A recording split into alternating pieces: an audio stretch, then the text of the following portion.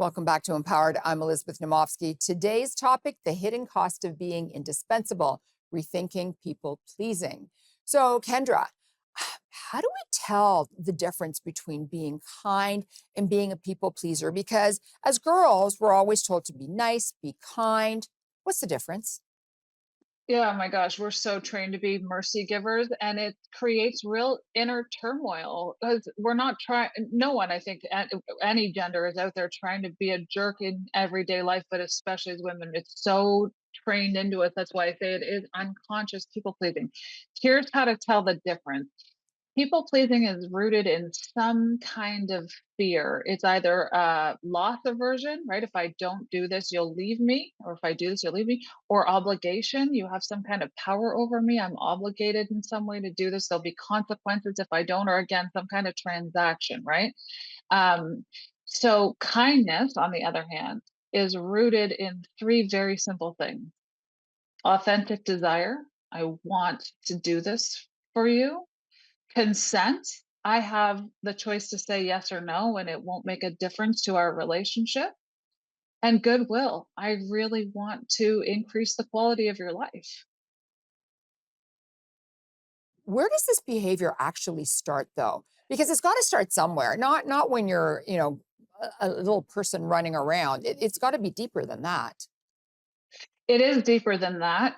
It's an ancient survival mechanism. We're just wired to fit in, to belong, and to be part of a group for our safety, physical and otherwise.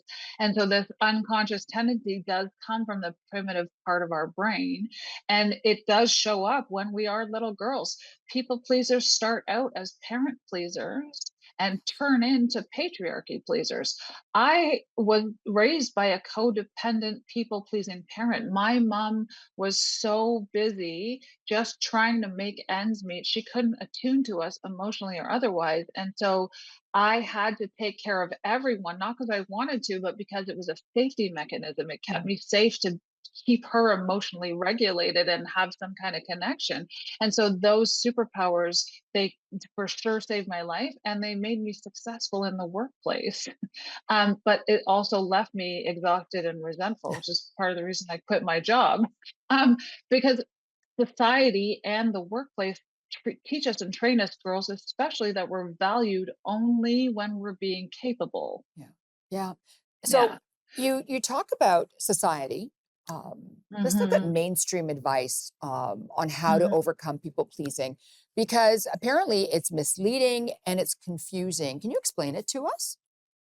Yeah, it was so confusing to me that it's taken me almost my whole life to start to figure it out, because the mainstream advice says things like set boundaries and prioritize yourself and take up space and just say no. And I have always thought, well, if it were that easy, like, everyone would be doing it. Yeah.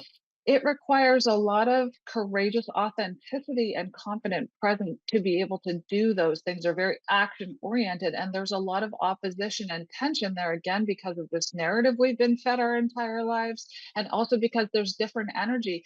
Being authentic requires vulnerability, which means soften, but taking up space requires sort of a coming forward in yourself and a confidence, and that's very different.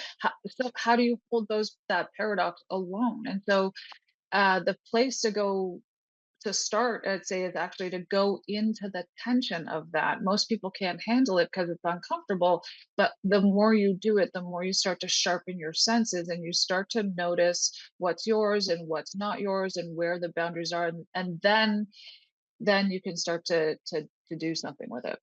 I love the fact that you talked about vulnerability, because I Mm. feel that in any relationship that you have to be vulnerable. You have to give a little of yourself. But a lot of people Mhm. feel that it's taboo, and a lot of people think, no, I should never be vulnerable. Mhm. What do you say to those people?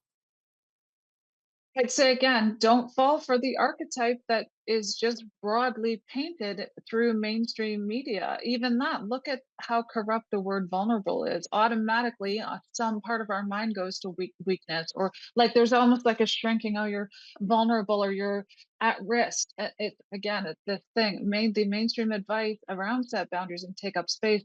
It means at some point you're gonna have to make an unpopular choice, and that's risky, and we hate risk. It's true. It's Yeah. true. I actually like vulnerability because I think it builds your character. Mhm. But when we come back, we're going to talk about, shifting our energy around people pleasing. So please don't go away.